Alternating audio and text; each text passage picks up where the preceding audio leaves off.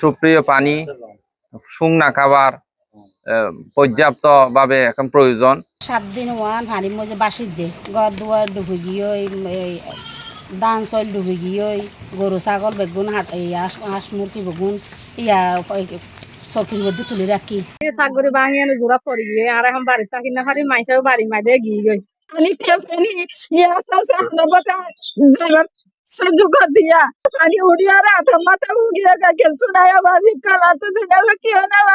কাকার ইউনিয়নের অবস্থা বেশি ভয়াবহ। গত 3-4 দিন থেকে পানিবন্দী আছে হাজার হাজার মানুষ, হাজার হাজার ফ্যামিলি। এখন সরকারিভাবে কোনো ত্রাণ আসে নাই।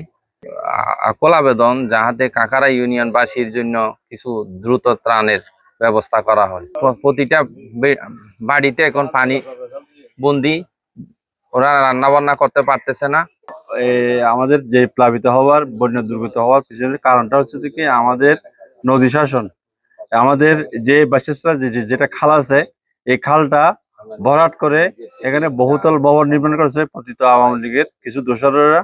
এখানে শিক্ষা প্রতিষ্ঠান গড়ে তুলেছে আমাদের যে খাল আছে খালের উপরে, যার কারণে পানি দ্রুত না নামার কারণে প্রতি বছর আমরা বন্যার সম্মুখীন হচ্ছি। চকরিয়া উপজেলাকে অবিলম্বে দুর্গত এলাকা ঘোষণা করা উচিত এবং এখানে সরকারের সব পর্যায় থেকে ব্যাপক সহযোগিতা, শুকনো খাবার, ওষুধ, বিশুদ্ধ পানি নিয়ে এখানে অবিলম্বে, বিশেষ করে কাকারা ইউনিয়ন, লোকারচর ইউনিয়ন, কোয়ারবিল ইউনিয়ন, এই 5টা ইউনিয়নে অবিলম্বে সরকারের সহযোগিতা করা দরকার।